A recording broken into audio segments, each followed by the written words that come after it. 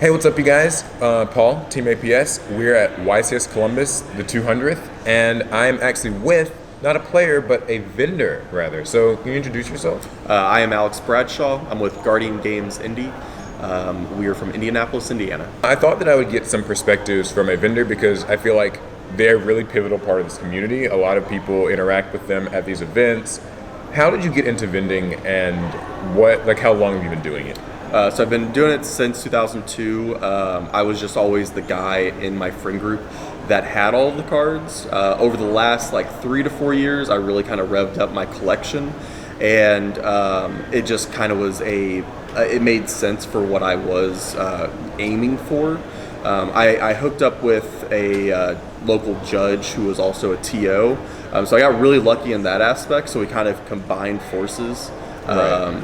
And where he is doing the TO side and I'm doing the vending side, and it just kind of worked out. It just worked out? Yep. So, I guess as a vendor then, how much of the process of, setting prices and things is economic knowledge and math stuff, and how much of it is just maybe more just kind of going on feel and player kind of impressions? What's that process of price setting and managing for you?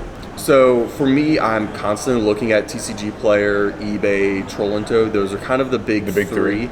I don't necessarily like Troll and Toad because their prices are usually more expensive. I've noticed that. But you just are almost guaranteed to get that card. You don't have to worry about people not sending stuff because they're going to. And so when it comes to setting the prices, setting the prices, like I said, I look at those three.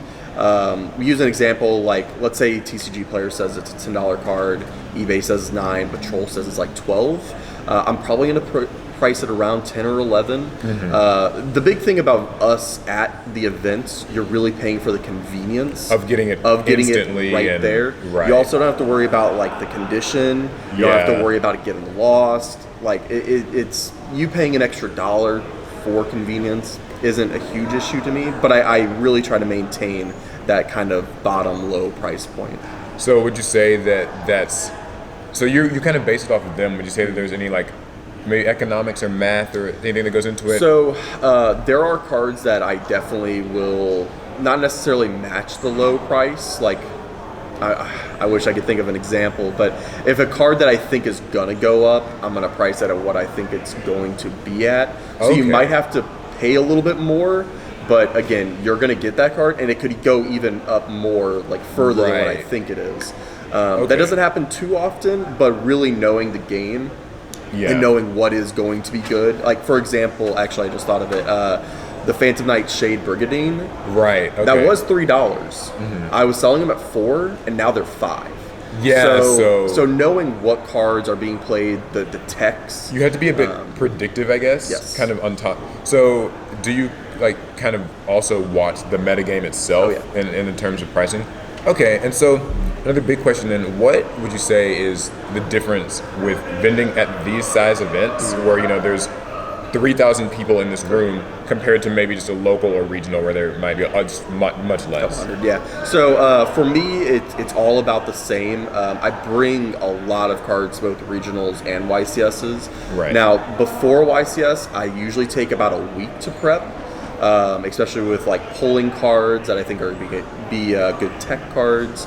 For regionals, it's just maybe a day or two. Yeah. But we do, for us personally, I think we did 34 events last year. Okay. So really, we're always on top of having cards ready to go.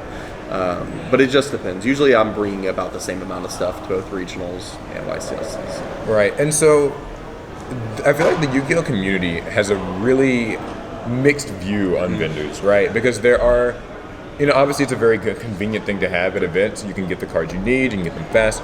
But a lot of people have this idea too that vendors are out to scam you, or just out to buy your cards as cheap as they can, sell them for double the price, and just how much of that is truth, kind of fact versus fiction, and how do you feel about that?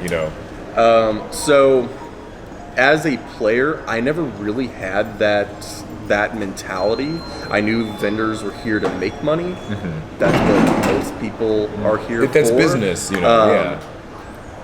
It really comes from people just trying to undercut to ironically sell to vendors. Yeah. So a lot of the people on the floor, they actually move their product to other stores, whether it be through Troll and Show buy list, to maybe even vendors on like official vendors there. It's really all about making a dollar. Right. Now, to be fair, for me, I'm usually buying around 50, 60, 65, maybe 75%. But when you really think about it, you're not thinking about the overhead costs. That's what a lot of players don't understand is like the overhead cost for here is just incredible. You know, like what all would that include? Just so for me, I won't even count paying myself because I'm the owner of the store. It's paying people to work for me. Right. Paying for their food, their hotel, the gas to get here, paying for the product beforehand as well. I feel like transporting the stuff there must be some complication with that. I'm only 3 hours away from here. Okay, so better. And it costs me roughly $300 just to get here because I'm pulling a trailer, so the gas is just terrible. Okay. So like, and that's for there and back. So it's about 150. Like I had to fill up 3 times getting here. So I'm only 3 hours away. So what would you say to players then who kind of feel like vendors are like out to scam you? You know. I'm going to be honest. There are some that will absolutely take advantage of you not being knowledgeable. Right. For a lot of my players at my store, I tell them you need to look up your cards because there are cards that you're just like, oh, I had no idea that this, you know, I thought this was $1 and it ended up being $6. Right. That happens super often. I mean, we all have phones now. There's a lot of technology out there that you can use to keep yourself safe from getting scammed. Vendors, though, they really don't do that. That really is bad business. Right. Because let's say, you know, you buy a $50 card for $10. Mm-hmm. That person's going to find out about that. They're going to tell their friends about that. And then their friends are not going to come to you. Yeah. Like, for me, it's all about that return customer. Yeah, that's what I was going to ask about. Because I want those. Like, if I have to discount, you know, if the cards come out to $51 and they're like $50, I'm going to say yes, obviously. Because that person's going to remember that I'm going to work with them on that price. Right. It's kind of a customer relationship sort of thing. Yes. And what would you say has just been your favorite part of vending? I mean, obviously, you know, making money is good. Yeah. But like for you personally, you know, would you say it's the relationships? Would you say it's, you know, the traveling, or just like you have a kind of a favorite aspect of the community? Ironically enough, it's not the traveling. A lot of people think it is awesome to travel, but to be really fair, you don't get to do a lot of like tourist type things. Yeah, that's what I was thinking. Because these players, I feel like if you're a player and you get to go to these events, you can visit around, but the vendors, I feel like you guys are usually just sort of like so like confined. For example, so Friday, we get there at 10 o'clock. Mm-hmm. We didn't leave till about 9. Saturday, we were there at 6 a.m. We didn't leave till midnight.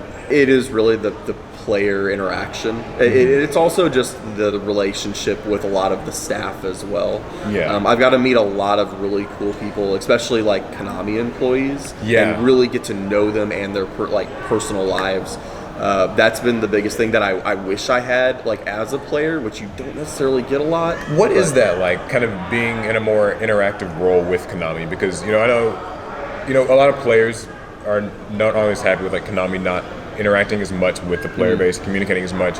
What is it like sort of interacting with them in terms of how they plan the events? Sure. I guess they accommodate you guys a lot more. So that's actually one thing that a lot of people don't know. They are more than willing to have a conversation with them. Now, obviously, they can't have a conversation with everybody. Right. But if they're free and you ask them a question, they may stop and actually answer your question. They want that's something that they want, is to be more informative, be more transparent. Right. And just people are kind of intimidated by them. Right. Just because they have that Konami logo. It's the Konami, it's the barrier, right? But it's been very, very interesting. You know, I don't really get any inside knowledge, which a lot of people think we do. Yeah. That doesn't actually happen. It's a YouTuber problem too. Yeah. I mean, we may find out about like certain cards or like product maybe like 24 hours beforehand, but nothing like insanely crazy. But that's mainly because we get emails from distribution companies, Right. That So you say would the have to. product yeah. Yeah. So, but talking to them, it's just been really awesome because you find out the finer aspects of what it takes to get the actual event set up. Like it's crazy. I have immense respect, honestly, for Konami for putting these together, because I know a lot of people they're going to come to this and they're going to go home and that's it. But I know from organizing some tournaments myself, it's tough, and I think that they get a lot of flack for the things they don't do well. But there's a lot that goes into it. Yeah, there's a lot of things that you just can't control. So a couple more questions then.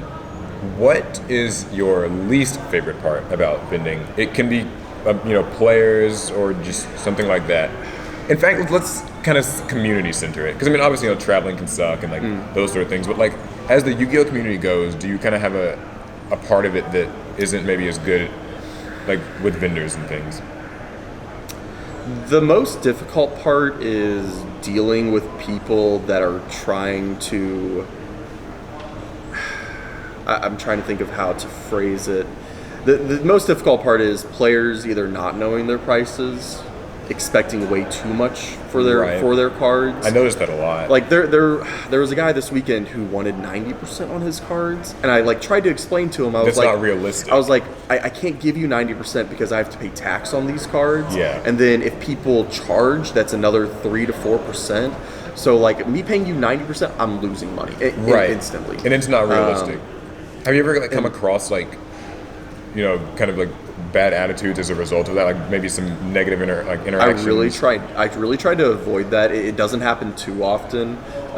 It will happen a couple times throughout like a few events, but I really try to maintain a kind of a calm like level of like explaining, especially if they'll let me explain.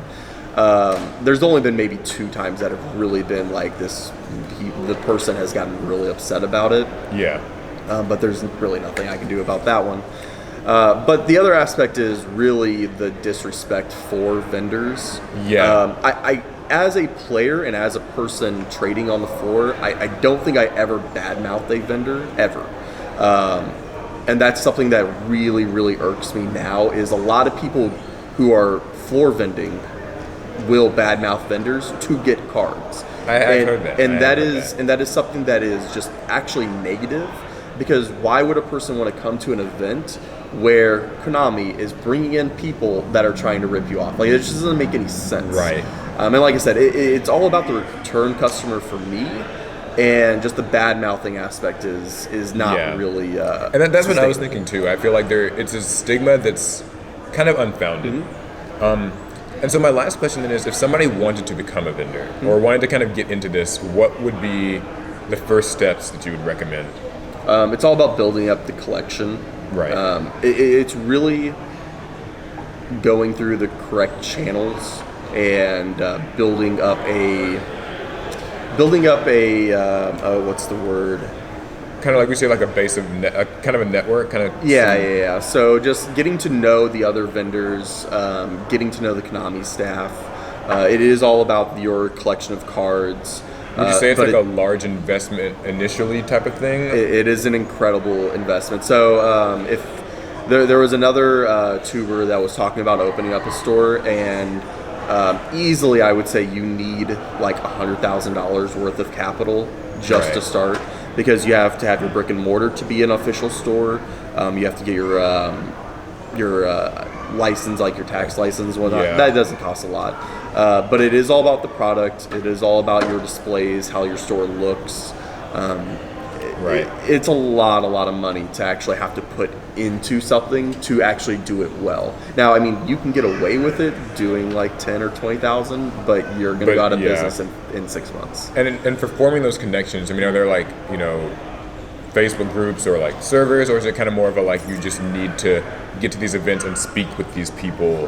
It is a very kind of I hate to really say it, but it's more so kind of a wait your turn type deal. Yeah. Because and I would have thought so. I mean, so when I first started 4 years ago, we only were getting maybe 5 or 6 regionals, but we were the ones hosting them. So we're obviously the ones going to be vending. It took us a long time to actually start getting accepted into other regionals. Right. And it took us almost 2 years to get accepted to being in a YCS. Okay. So it's one of those where I've never really had a bad reputation with other stores or with Konami, and that's a big thing as well. There are a lot of, quote unquote floor vendors who have those really terrible reputations because they just have no respect for Konami or other vendors. So it's kind of a slow and steady. Yeah. Do you find yourself interacting with other vendors, or, I'm sure maybe somebody outside looking in might think there's just like nothing but animosity, or is it more of like a friendly relationship? How does that usually go? We are, for the most part, friendly with everybody. There are some stores that push buttons that it's not necessarily that we dislike each other. We are actually very, very friendly with one another. Like Game Time, for example, we are very good friends with. I always chit chat with them when I see them at stores or at events, and I try to keep that with all. Like I can't say all, but most of the stores. Yeah. But yeah, we are always very friendly with one another.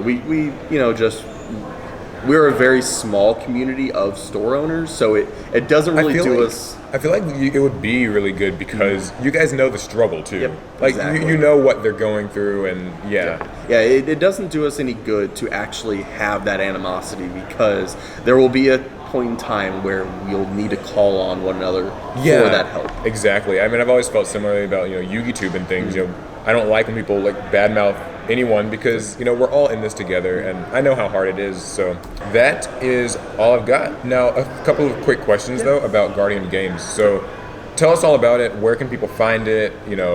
Like the website, the events. So well, we are located in Indianapolis, Indiana. We actually have it is the same company, but it's called Shadow Realm Games. Okay. We are a TO for, I want to say it's about 8 other states. So like we do the Massachusetts regional, the South Carolina, Nevada, Omaha, Iowa. I'm trying to think what others. The Columbus regionals, the Indianapolis regionals. So we're a little bit of everywhere. We kind of fill in the spots that TOs just don't want to go to. Like we just picked up Oregon. Yeah. So we're at a lot of events. They can find me on Facebook. It's just Guardian Games Indie. Okay. I've kind of trained people to message me on that page, and I'll just do orders straight through there. We do TCG Player primarily. Okay. We don't really have a website in terms of that people go to specifically, not yet. Okay. But it is mostly TCG Player. All right, so I'll have all the information in the description for you guys if you want to check them out. But thank you so much for your time. Yeah, of course. I really appreciate it. Sure. I hope this was insightful. Let me know in the comments, guys, what do you guys think about vendors and getting this different perspective on it? Because I feel like this is very interesting. Yep. It's eye-opening because mostly I've only seen vendors from one side of the fence, so it's really nice to get the other perspective. Yeah, and I'll even raise the bar if if your viewers want to ask questions and you want to do like a second part, we can absolutely do that as well. All right, that sounds great. Yeah, for sure. Well, thanks again. Hope you guys enjoyed the video. Give it a thumbs up if you did. Subscribe for more Yu-Gi-Oh! And we will see you guys at the next one.